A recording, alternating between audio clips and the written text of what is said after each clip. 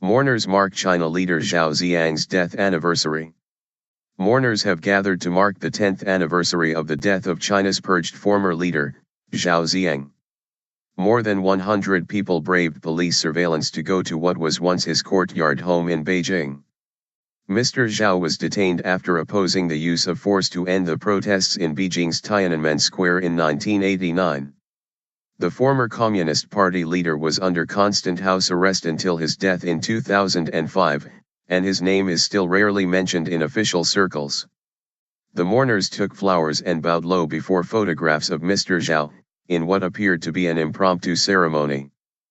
Police officers were stationed outside the compound. They allowed mourners to enter the house to pay their respects, but stopped journalists from going in.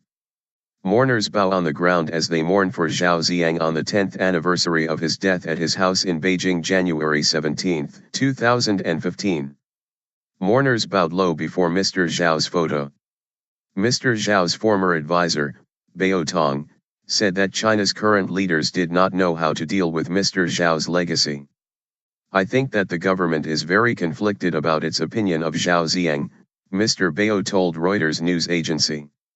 They're afraid that if they do not allow the public to remember him, then they will make a mistake, and will be criticized by the public. But he added that China's leaders were also afraid to allow the public to remember Mr. Zhao, as they were worried people would ask them why they decided to force him to step down. Mourners bring a bouquet of flowers as they visit the house of Zhao Ziyang on the 10th anniversary of his death in Beijing, January 17, 2015. Supporters brought flowers to Mr. Zhao's former house. In an editorial published on Saturday, the party-backed Global Times newspaper sought to explain the official silence surrounding Mr. Zhao and his downfall.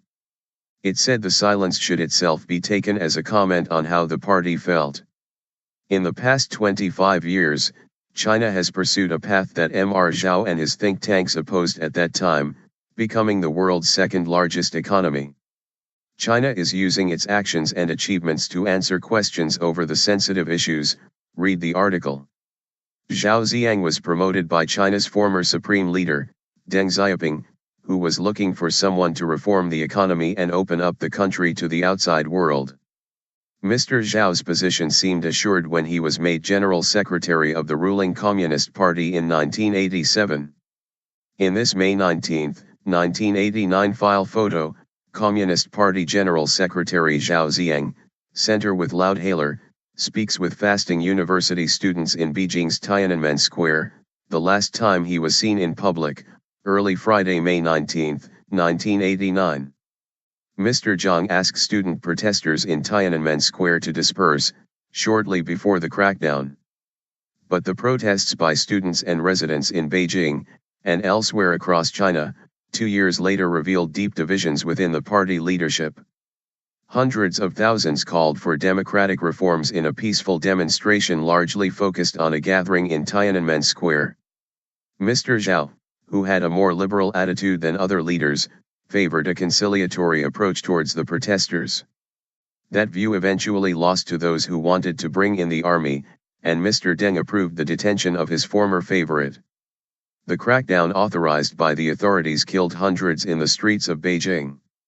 In a book that is thought to have been compiled from secret recordings made by Mr. Zhao while under house arrest, he said the killing of protesters had been a tragedy.